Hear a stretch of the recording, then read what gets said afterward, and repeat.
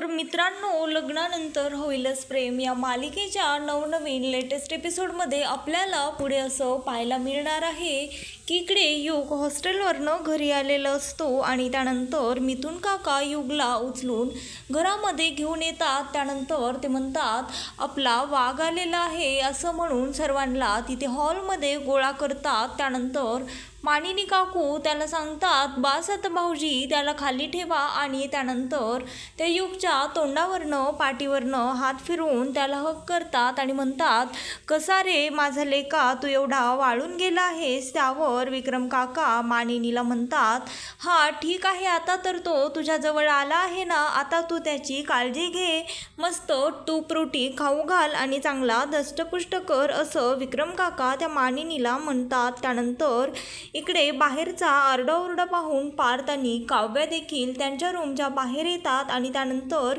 युग आलेला आहे हे पाहून तो पार्थ त्याला उचलून घेतो आणि जीवा देखील त्याला उचलून घेतो आणि त्यानंतर त्याला उचलून घेऊन ते असे इकडे तिकडे झोका घेतल्यासारखं फिरवायला लागलेले असतात. त्यानंतर मानिनी त्यांना म्हणते बास आता ठेवा खाली त्याला. त्यावर पार्थ म्हणतो आता आम्ही दोघं तुझे लाड करून घेत आहोत ना, तर करू देत आम्हाला तुझे लाड. त्यावर मानिनी काकू त्यांना म्हणते बास आता त्यांना खाली ठेवा. त्यानंतर इकडे तो जीवा म्हणतो बघा आता बाबा, तुम्हीच आधी युग नव्हता तर आमच्या दोघांचा लाड होता आणि आता युग आला आहे तर लगेचच आईचं प्रेम तिकडे शिफ्ट झालं आहे असं तो जीवा त्याच्या बाबांना म्हणत असतो. त्यावर तो हे देखील म्हणतो अरे खरंच की बाबा, मी तर लक्षच दिलं नाही, शेवटी आता हे घरातलं शेंडेफळ आहे, आता 1 आणि 2 नंबरला युग आल्यास कोण विचारणार असं तो त्याच्या आईला म्हणत असतो. त्यानंतर जीवा त्याला म्हणतो रोज एवढी बडबड करणारा तू आज असा अचानक शांत शांत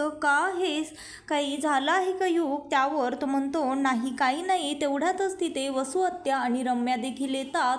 ते तिथे आलेले आहेत हे पाहून तो त्यांना विचारतो वसू आत्या आणि रम्याताई तुम्ही ह्या अवतारामध्ये. त्यावर असं म्हणून तो युग त्यांच्याजवळ जाणारच असतो. तेवढ्यातच त्याला मानिनी काकू अडवतात आणि म्हणतात तुला त्यांच्याजवळ जाण्याची काही एक गरज नाही आहे. त्यावर तो म्हणतो आई तू मला असं का बरं म्हणत आहेस. त्यावर त्या म्हणतात अरे त्याचं काय आहे ना, तू आत्ताच प्रवासातनं आला आहेस, तू थोडा फ्रेश हो आणि शिवाय थकला देखील असशील तू, त्यामुळे मी म्हटलं. आणि तसंही आता उगाचच तुला कोणाची नजर लावायला नको, आधीच माझ्या 2 मुलांच्या आयुष्याची तर ह्यांनी वाटोळं केलंच आहे, पण आता तुझ्या बाबतीमध्ये काही करायला नको म्हणजे मिळवलं असं त्या काकू त्या युगला सांगत असतात. आणि त्यानंतर ती हे देखील सांगते युग कसा आहे ना, आता जर तू चिखलामध्ये दगड फेकलास तर चिखलाचे शिंतोडे तुझ्या अंगावर येणारच ना, त्यामुळे आपण चिखलाच्या जवळच जायचं नाही. त्यावर तो म्हणतो अगं आई तू हे सर्व काय बोलत आहेस, ती माझी आत्या आहे. त्यावर ती म्हणते खबरदार जर तू ह्यांना आता पुन्हा आत्या म्हणलास तर, कारण आता आपलं ह्यांच्याशी काही एक नातं उरलेलं नाही आहे. मानिनीच्या तोंडातनं हे वाक्य ऐकून युगला मात्र मोठा धक्का बसलेला असतो, कारण घरी काय घडलेलं आहे हे युगला काहीही माहीत नसतं. तू आता असं समज की ह्या आता घरामध्ये असूनही नसल्यासारख्याच आहे. त्यावर युग म्हणतो अगं आई पण तू हे सर्व का बोलत आहेस, नेमकं काय झालं आहे ते तर सांग. त्यावर मानिनी म्हणते सध्या फक्त तुला मी जेवढं सांगितलेलं आहे तू तेवढंच ऐक, मी तुला बाकी नंतर सांगते. त्यावर ती मानिनी वसू आत्यांना आणि रम्याला म्हणते मी एवढं बोलत आहे पण तुम्ही आणखी जागेवरचं ढिम्म हल्ला देखील नाही आहात, तुम्हाला आता काय स्पेशली सांगायचं आहे का, जा वरची कामे आटपली आहेत का, जा जाऊन वरती कामे करून या असं म्हणून त्या मानिनी काकू रम्याला आणि त्या वसू आत्यांना तिथनं घालवतात. त्यानंतर जीवा म्हणतो जाऊ दे ताई, आता ते सर्व आपण नंतर बोलूयात, पण तू ह्याला पाणी तर दे. त्यानंतर नंदिनी त्या युगला पाणी देते आणि त्यानंतर इकडे तो जीवा त्याला विचारतो काय मग युग अभ्यास कसा चालला आहे. त्यावर त्याने हा प्रश्न विचारल्यास त्याला ठसका लागतो. त्यावर पार्थ म्हणतो काय हे युग अभ्यासाचं विचारल्यास तुला ठसका लागला, म्हणजे तू नक्कीच काही गडबड तर केलेली नाहीयेस ना, असं म्हणून ते दोघेही त्याला चिडवत असतात. त्यावर मानिनी म्हणते, हा बास आता, तुम्ही उगाचच त्याला परेशान करू नका, मला माहीत आहे तुम्ही काय दिवे लावलेले आहेत. त्यावर पार्थ म्हणतो, आई तू त्याच्या बाबतीत तर काही बोलूच नकोस, अगदी मी टॉप 30 आर्किटेक्टपैकी एक आहे. मी दिवेच काय तर अगदी ट्यूबलाईट, मेणबत्ती, कंदील सर्व काही लावलेलं आहे. आणि त्यानंतर जीवा आला, त्याचे वडील म्हणतात, अरे हो त्याचं ठीक आहे, पण तुझं काय? त्यावर तो म्हणतो, हा बाबा मी देखील दादातच सांगत होतो, माझं काही नाही. त्यानंतर मानिनी काकू त्यांना म्हणतात, बरं चला आता आपण जरा जेवणाचं बघूयात का, आणि तुम्ही सर्वजण फ्रेश होऊन डायनिंग टेबलवरती येऊन बसा. त्यानंतर ती युगला म्हणते, तू आता जरा गणपतीचं फ्रेश होऊन दर्शन घे.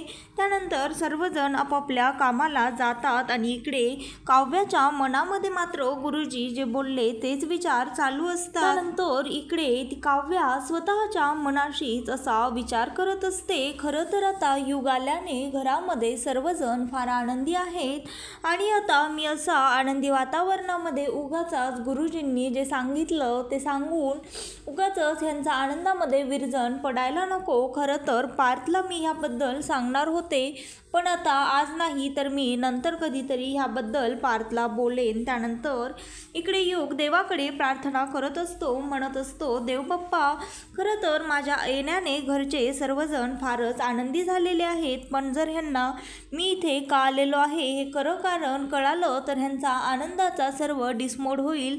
त्यामुळे मी आता ह्यांच्यापासून ही गोष्ट लपवूनच ठेवतो, मला माफ कर, असं युग गणपतीला म्हणत असतो. तर नंदिनी युगला प्रसाद देण्यासाठी तिथे येते आणि त्यानंतर त्याच्या खांद्यावर हात ठेवते तर युग अचानक डचकतो. त्याचं हे डचकणं जरा नंदिनीला खटकतं. त्यामुळे ती विचारते, काय झालं युग, तू असं अचानक का डचकलास? त्यावर तो म्हणतो, अगं काही नाही, मी आता इथे जरा दिव्याजवळ थांबलो होतो ना कदाचित, त्यामुळेच मला असा घाम आलेला आहे, असं म्हणून तो तिथनं निघून जातो. आणि त्यानंतर इकडे वसू आत्या स्वतःच्या मनाशीच असं म्हणत असते, खरं तर आता तू माझा मानिनी राहायला सुरला अभिमान देखील धुळीस मिळवला आहेस युग समोर, असं बोलून असं म्हणून ती त्या मानिनीचा राग करत असते. अगं तुझ्या ज्या मुलांना मी माझ्या अंगाखांद्यावर खेळवलं होतं, वाढवलं होतं, तुझ्या त्याच मुलाच्या डोळ्यामध्ये डोळे घालून मी नजरसुद्धा मिळवू शकत नाहीये, असं ती मानिनी त्या रम्याला सांगत असते. तर ती म्हणत असते, मानिनी तू ह्याआधी जे काही माझ्याशी वागली आहेस ना त्याने मी फक्त दुखावले केले होते, पण आता मात्र मी तुला सोडणार नाही. तू खरं तर युग स्वतःहून माझ्याशी बोलायला आला होता, पण तू मात्र त्याला असं करण्यापासून अडवलंस आणि त्याच्यासमोर आमचं हसं केलंस, असं ती वसू आत्या त्या रम्याला तिच्या मुलीला सांगत असते.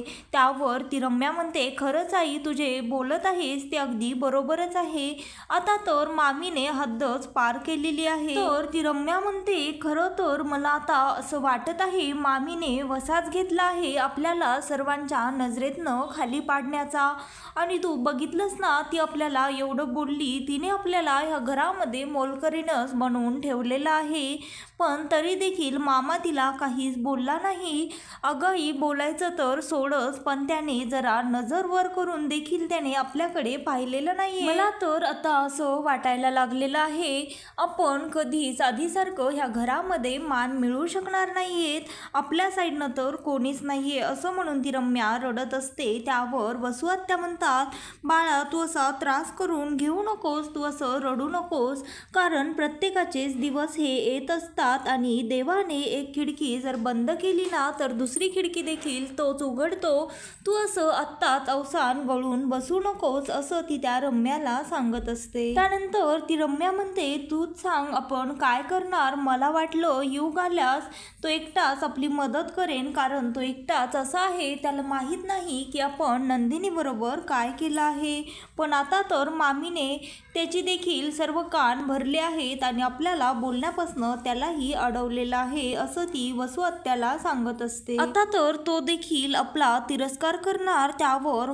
ती वसू आत्या तिला सांगते, असं काहीही होणार नाही, युग की नाही ते अगदी काडीपेटीतल्या काडीसारखा आहे, क्षणात पेटतो आणि क्षणामध्ये शांत देखील होतो, तो हलक्या कानाचा आहे, मला माहीत आहे आहे त्याला बरोबर आपल्या साईडनं कसं करून घ्यायचं आहे असं ती वसुहत्या तिच्या मुलीला रम्याला सांगत असते. त्यानंतर इकडे ती काव्या अभ्यास करत असते आणि अभ्यास करताना देखील तिच्या मनामध्ये गुरुजी जे म्हणाले तेच विचार असतात. त्यानंतर मानिनी तेवढ्यातच तिला कॉफी बनवून घेऊन येते आणि म्हणते, घे तुला कॉफी, तू मगाचपासनं अभ्यासच करत बसलेली आहेस.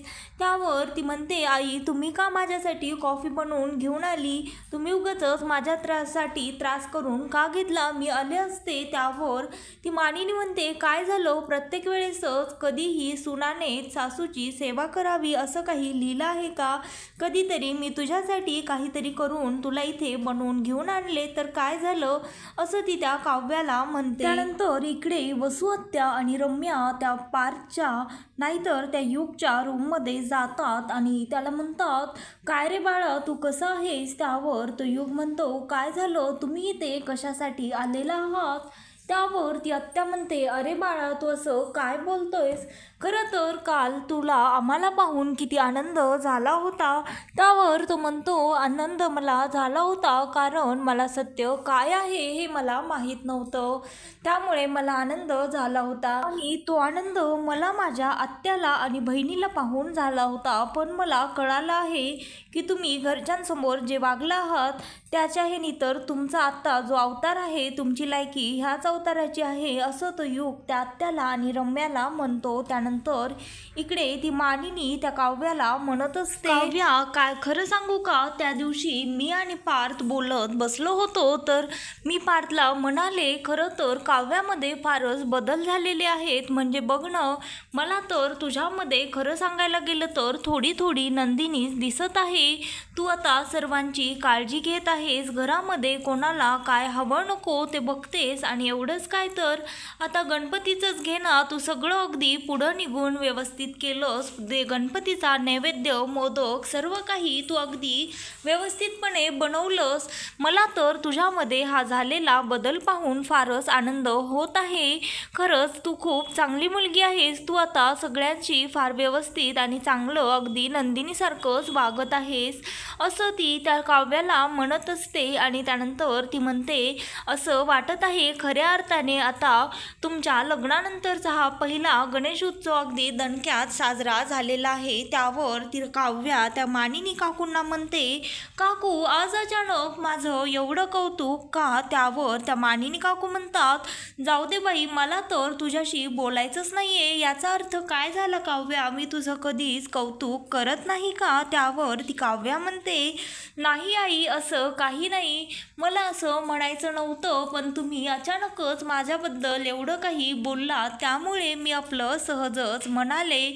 सॉरी काकू असं ती म्हणते. त्यानंतर त्या काकू तिला म्हणतात, त्यानंतर इकडे त्या वसुहत्या त्या युगला म्हणत असतात, बाळा तू तरी आम्हाला असं बोलू नकोस ना, तूच सांग आता तुझ्या सुखासाठी तुझी आई देखील कोणत्याही थराला जाईल ना, आणि मी देखील माझ्या रम्यासाठी तेच केलं. त्यावर तो युग आत्यावर चिडतो आणि म्हणतो, तुमच्या घाणेरड्या तोंडून माझ्या आईचं नाव देखील घेऊ नका.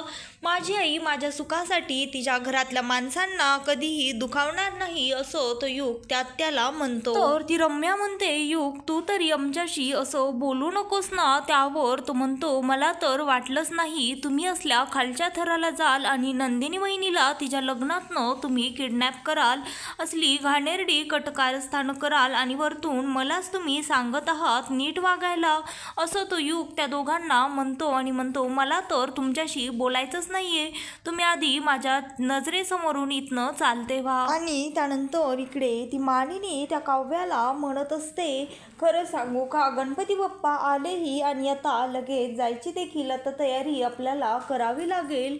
गणपती बाप्पा बसल्यास कळतच नाही टाईम कसा जातो. त्यानंतर त्या म्हणतात, खरं तर गणपती बाप्पा जाताना आपल्यावरचं सगळं संकट घेऊन जातात. काय गं, पण गुरुजी घरी आले होते का? त्यांनी काही सांगितलं का? त्यावर ती म्हणते, नाही. त्यावर ती मानिनी त्या काव्याला विचारते, असं कसं गं, गुरुजी आले आणि काहीच बोलले नाही?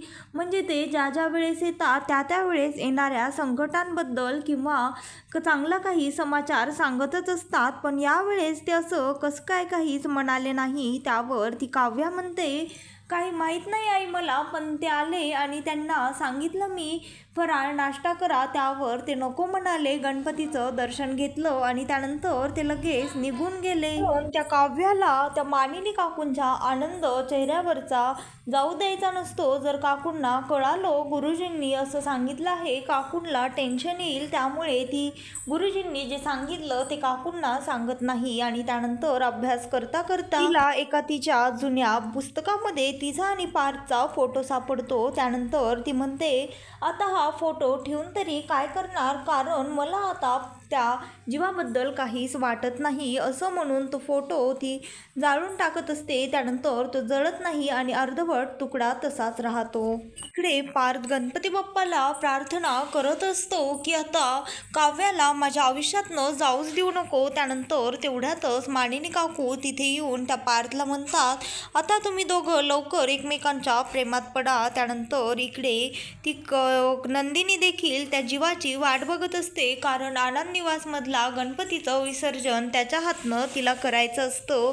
आणि त्यानंतर इकडे ती काव्या तिला कॉलेजमधनं घरी जात असते, पण तिची स्कूटी मध्येच बंद पडते आणि त्यानंतर इकडे जीवाची गाडी देखील बंद पडलेली असते. त्यामुळे तो एका मुलीला हेल्प मागतो, पण ती मुलगी तर काव्याच असते.